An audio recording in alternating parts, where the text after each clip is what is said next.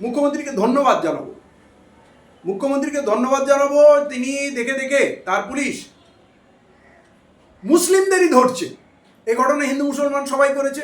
আজকেও আপনি সোশ্যাল মিডিয়াতে বলুন, রাস্তা বলুন, হিন্দু মুসলমান একসঙ্গে নামছে, কিন্তু পুলিশ গ্রেপ্তার করছে শুধু মুসলমানদের। এটা আকাঙ্ক্ষিত নয়, কিন্তু একটা কাজ মুখ্যমন্ত্রী ভালো করছেন, মুখ্যমন্ত্রীকে এই জন্যে আমি ধন্যবাদ দেবো।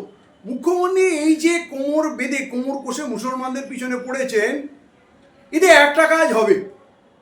মুসলমানরা কাল পর্যন্ত যে উদাসীন ছিল, লেখাপড়া ঠিকঠাক মন দিয়ে করতো না, মেয়ের বিয়েতে ছেলের বিয়েতে লক্ষ লক্ষ টাকা খরচ করতো, কিন্তু তাকে মানুষ করার জন্য, তাকে লেখাপড়ানোর জন্য সেই টাকাটা খরচ করতো না। এরা পাড়ায় জলসা করে সারা রাত মাইক বাজিয়ে উৎপাত বাঁচিয়ে রেখেছিল, এবং মুসলিম সমাজের প্রয়োজনীয় কথা সেখানে, এমনকি দিনের কথা, দুনিয়ার কথা, প্রয়োজনীয় কথা আলোচনা হতো না। সেখানে সুর করে গজল, অমুক তমুক এসব হতো, এবং পুরো রাত ধরে জলসা করে কাকপক্ষীর যেমন ঘুম খারাপ করতো, কে অসুস্থ আছে, কার পরীক্ষা আছে, এরা কিছুই দেখতো না। সেইটা বন্ধ হবে। এরা নামাজ পড়ে না, অথচ কোরবানির নামে 5 লাখ 10 লাখের গরু এনে কে হিরোইনের ধান্দা করছে, কে সুদের কারবার করছে, কে নামাজ পড়ে না, বিশাল গরু দেবো আমার নাম হবে, এই যে কোরবানির নামে এরা এই ভণ্ডামু করতো, সেইটা এই গরু কোরবানি বন্ধ হয়ে সেইটা অন্তত হয়েছে যে তুমি দুম্বা খাসি কিছু একটা দাও। কোনো দিনদারি নেই, সামাজিক কোনো দায়িত্ব নেই, কিন্তু প্রতি বছর ফুল ফ্যামিলি, আরে হজ করুন, হজ আপনার উপরে ফরজ, একবার হজ করুন, কিন্তু সমাজে এত সমস্যা থাকলেও প্রতি বছর ফুল ফ্যামিলি নিয়ে যারা উমরা করছে, তারা নিজেকে খুব দিনদার মানুষ করছে। এমনকি তার বাড়ির যে কর্মচারী, তার চিকিৎসার ওষুধের পয়সা জটে না, তার ছেলের লেখাপড়ার জন্য বই কিনতে পারে না, কিন্তু তাকে সাহায্য না করে এরা প্রতি বছর ফুল ফ্যামিলি উমরা করে। এত দিনদার কি আল্লাহ রসুল ছিলেন যে প্রতি বছর উমরা করতে যেতেন? অতএব এই যে পয়সার অপচয়, এই পয়সার অপচয় এরা করেছে, কিন্তু সমাজে বাঁচার জন্য যে শিক্ষার উপরে খরচ করা, সুস্থভাবে বাঁচার জন্যে লড়াই করা, সংঘবদ্ধ হওয়া, এই কাজগুলো করেনি। আমরা যারা সামাজিকভাবে এদেরকে সচেতন করার চেষ্টা করেছি, এরা পলিটিক্সের নামে এরা কংগ্রেস, সিপিএম, তৃণমূল এই বিভিন্ন দলে ছুটেছে, এবং ওরা আমাদের ছেলেদের বোম মারতে শিখিয়েছে। সব কটা দল মুসলিমদের ক্রিমিনাল বানিয়েছে, আর এই মুসলিম ক্রিমিনালগুলো অত্যাচার করেছে মুসলমানদের উপরে।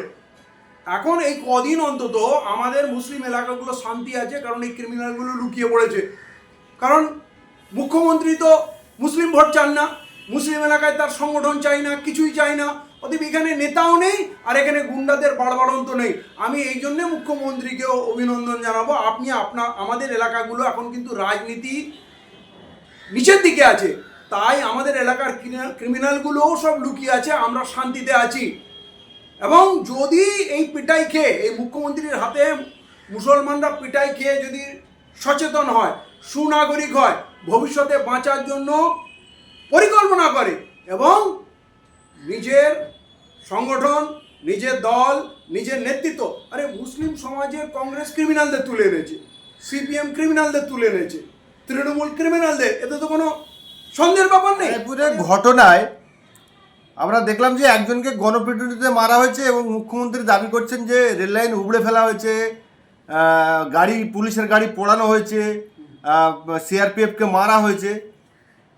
সব মিলিয়ে প্রায় 40 জন মতো গ্রেপ্তার হয়েছে, এবং একটা বিশৃঙ্খল সৃষ্টি হয়েছে। এলাকার মানুষ সবাই নির্দোষ বা দোষী, তারা কেউ এলাকায় থাকতে পারছে না। এটাকে আপনি কেমনভাবে দেখছেন? এটা খুব দুর্ভাগ্যজনক। যদি কোনো রেল লাইন উপড়ানো হতো, তাহলে এই গদি মিডিয়া এতক্ষণ চুপ করে বসে থাকতো না, গোল গোল রিং করে, ফোকাস করে, জুম করে একেবারে স্টুডিও কাঁপিয়ে দিত এরা। এরকম কোনো দৃশ্য আমরা কারো কাছ থেকে সোশ্যাল মিডিয়াতে এবং মেইন স্ট্রিম মিডিয়াতে, গদি মিডিয়াতে কোথাও দেখিনি।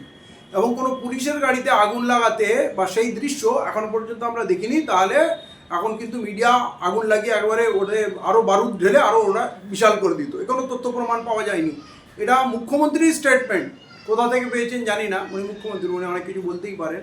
সিআরপিএফ জওয়ানরা আহত হতেই পারে, যারা কমব্যাট ফোর্স, ওখানে যে বিশাল জমায়েত হয়েছিল সেইটাকে ডিসপার্স করতে গিয়ে টিয়ার গ্যাস ছুড়েছে, লাঠি ছুড়েছে, উত্তেজিত মানুষ হয়তো ইটপাটকেল ছুটে চটপাটকেল লেতে পারে। এই ধরনের ঘটনা ফোর্সের সঙ্গে হয়ে থাকে, যদিও এটা আকাঙ্ক্ষিত নয়।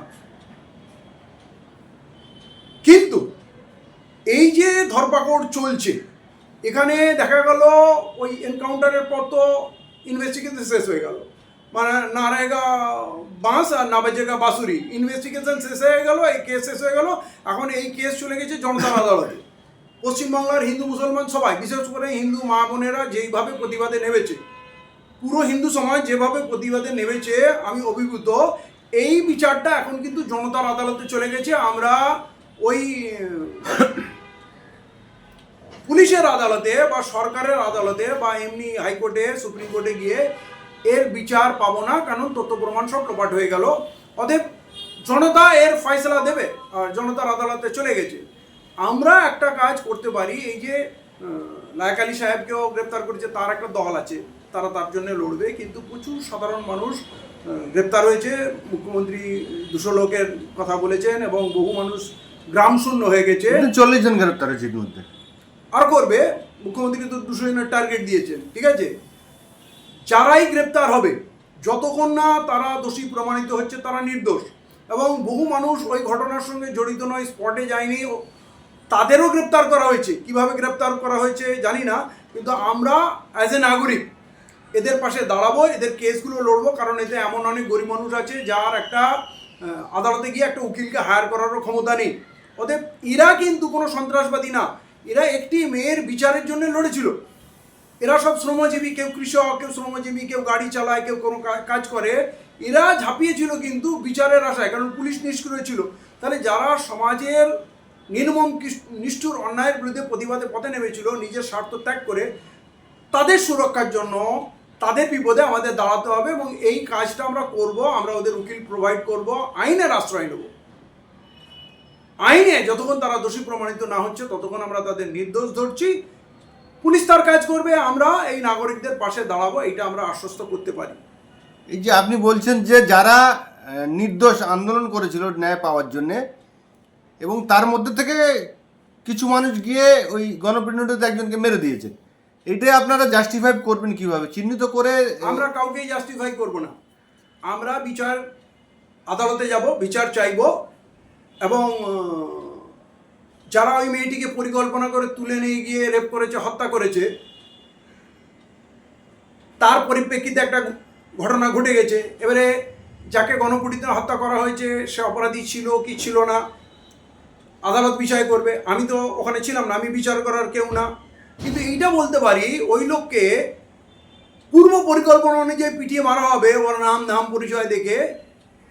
এটা একটা ঘটনার প্রতিক্রিয়ায় পুলিশ যেহেতু অপরাধীকে ছেড়ে দিয়েছে, মানুষের ক্ষোভ গিয়ে জন্মেছে, একটা ঘটনা ঘটে গেছে, কিন্তু এর জাজমেন্ট আমি দেবো না। ওরা অপরাধী কি অপরাধী না, ঠিক অপরাধী কারা, কারণ ওই 200 লোক তো আর ওকে পিটিয়ে মারেনি। তাহলে প্রকৃত কারা পিটিয়ে মেরেছে, পুলিশের কাছে তার প্রমাণ থাকলে পুলিশ আর আদালতে প্রমাণ পেশ করবে। আমরা শুধু আদালতে তাদেরকে উকিল প্রোভাইড করব, যে আদালত বিচার করবে, কারণ এখানে আমি বিচারক হতে পারি না, আমি কোনো জাজমেন্ট দিতে পারি না। আমরা আদালতে বিচারের দাবিদার হব, এবং যাদের উকিল হায়ার করারও ক্ষমতা নেই তাদের যাতে আগামী দিনে কেউ এটা না ভয় পায় যে আমি যদি প্রতিবাদ করি তার কাল আমার দেখার কেউ থাকবে না, এইটা যাতে না হয়, এই বিচার যাতে তারা পায়, আদালত পর্যন্ত বিষয়টা পৌঁছায়, এটা দেব।